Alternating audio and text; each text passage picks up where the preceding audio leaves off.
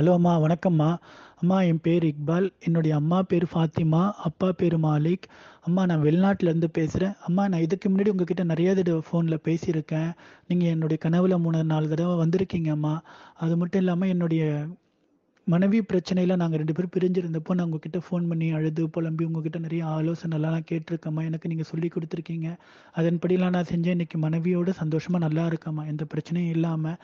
அம்மா, நான் இப்போ ஏன் உங்ககிட்ட நான் அந்த வாய்ஸ் கொடுக்குறேன்னா, அம்மா, எங்கள் அம்மா இறந்து 3 வருஷம் ஆகுதும்மா. எங்கள் அம்மா இப்போ எப்படி இருக்காங்க, என்ன பண்ணுறாங்க, எனக்கு எதுவுமே தெரியலம்மா. எனக்கு தெரிஞ்சுக்கணும்னு ஆசையாக இருக்குது.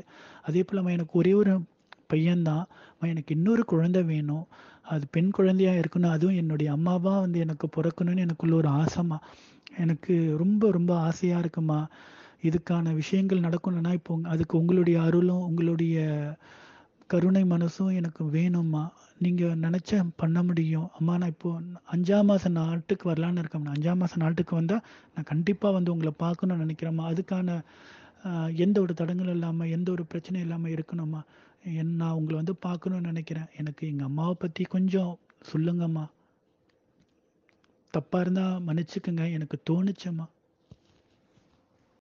அம்மா வாழ்கிற காலத்தில் உங்கள் அம்மா ரொம்ப கஷ்டத்தை அனுபவிச்சிட்டாங்க.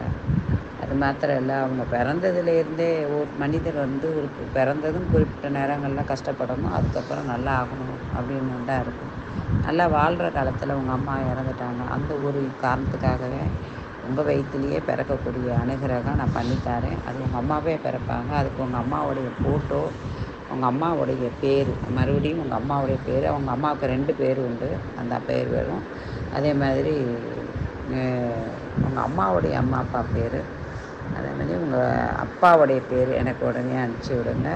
இவங்க அடுத்த வருஷம் இது இப்போ எப்படி நீங்கள் வாக்கு கொடுப்பீங்க, அதே மாதிரி அடுத்த வருஷம் உங்களுக்கு இந்த குழந்தை நின்றுச்சு, எங்கள் அம்மாவே எனக்கு வந்து பிறந்தாங்க அப்படின்னு நீங்கள் வாக்கு சொல்லுவீங்க. அது உறுதி.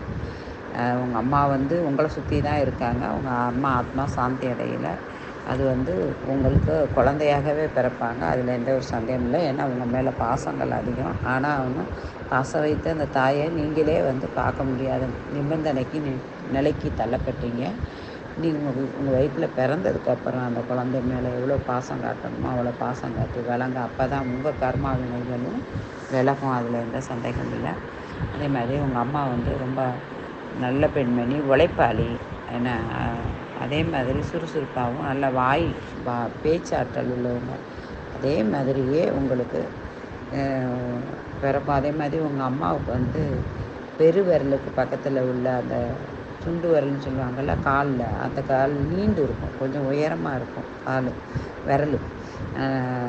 நல்ல தேகம் வந்து நல்ல இந்த நார்த்துக்கட்டைன்னு சொல்லக்கூடிய உடம்பு வாகம் உள்ளவங்க. அதே மாதிரியே இந்த குழந்தையும் பிறக்கும். அங்க அடையாளத்தை நீங்கள் நோட் பண்ணி வச்சுக்கலாம். இன்னொரு அங்க அடையாளம் இருக்குது, அது நீங்கள் நேரம் வரும்போது நான் சொல்கிறேன். வாழ்க வளமுடன்மா, கவலைப்படாதீங்க. உங்கள் நல்ல மனசுக்கு அந்த எண்ணம் இருக்குது பார்த்தீங்களா, தாய் தினமும் செய்யலைங்கிற வலியும் வேதனையும், அதுவே வந்து அதுக்கும் இன்னும் உங்கள் மனைவியை நீங்கள் நல்லா நேசிக்கிறீங்க, குழந்தைய நல்லா நேசிக்கிறீங்க. உங்களுடைய கெட்ட பழக்கங்களை நீங்கள் மாற்றிக்கிட்டீங்க. அதுவே பிரிஞ்சு போன குடும்பத்தை சேர்த்து வைக்கிறதுக்கு என்னுடைய சக்தியும் பயனுள்ளதாக இருந்துச்சு. ஒவ்வொருத்தவங்களும் தன்னுடைய குற்றத்தையும் தன்னுடைய இதையும் மாற்றிக்கிட்டால, அவங்க மாற்றிக்கிட்டது மாத்திரம் இல்லை, நீங்கள் விட்டு கொடுத்தீங்க. உங்களை இறங்கி போகிறதுல விட்டு கொடுத்தீங்க. மனைவிக்கு பணிச்சு போகக்கூடியது, மனைவிக்கு பிடிக்காத காரியங்களை செய்யக்கூடாதுன்னு மனைவியே தாய்க்கு சமமாக மதித்து விட்டு கொடுத்தீங்க. அதெல்லாம் வந்து கூட இன்னைக்கு நிலைமைக்கு உங்களை சேர்த்து வைக்கிறதுக்கு எனக்கு பயனுள்ளதாக இருந்துச்சு. ஒவ்வொரு ஆண்களுமே தன்னுடைய மனைவிக்கு அந்த நீ பெருசு நான் பெருசுன்னு பார்க்காம விட்டு கொடுத்து அவங்களுக்கு பணிஞ்சு போனாலே அந்த குடும்பம் சிறந்து வழங்கும். அதுக்கு நீங்கள் ஒரு உதாரணம். உங்களுக்கு இனிமேல் வந்து ஏறுமுகம்தான், இறங்குமுகம் இல்லை. நல்லா இருப்பீங்க. என்னுடைய ஆசீர்வாதம் பூரா இருக்குது உங்களுக்கு. நான் இவ்வளோக்கு உங்களை நான் பார்த்ததில்லை, ஃபோனில் தான் பேசியிருக்கேன். இருந்தாலும் என்னுடைய ஆசீர்வாதம் எப்பவும் உங்களுக்கு இருக்குமா. எத்தனையோ பிள்ளைகளே, நீங்களும் எனக்கு ஒரு பிள்ளை. நான் இறந்த பிறகு உங்களுடைய எண்ணங்களும் உங்களுடைய மனதில் இருந்து அம்மான்னு வரக்கூடிய அந்த வார்த்தைகளும் செயல்களும் தான் எனக்கு மிஞ்சின ஒரு யாசகமாக இருக்கும். வாழ்க வளமுடன்மா. அம்மா, நிஜமா நீங்க பேசுறப்போ கேட்கவே எனக்கு ரொம்ப சந்தோஷமா இருக்குமா. எனக்கு என்னன்னு தெரியல.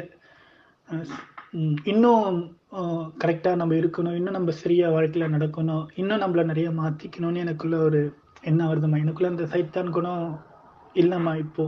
எனக்கு சந்தோஷமா இருக்கு. அம்மா நீங்க சொன்ன மாதிரி நான் எங்க அம்மாவுடைய இன்னொரு பேர் எனக்கு தெரியாதுமா. ஒரு பேர் தான் நாங்க எல்லாரும் சொல்லுவோம். நான் போட்டோவோட எல்லாருடைய பேரும் நீங்க சொன்ன மாதிரி நான் இப்போ உங்களுக்கு அனுப்புறேம்மா.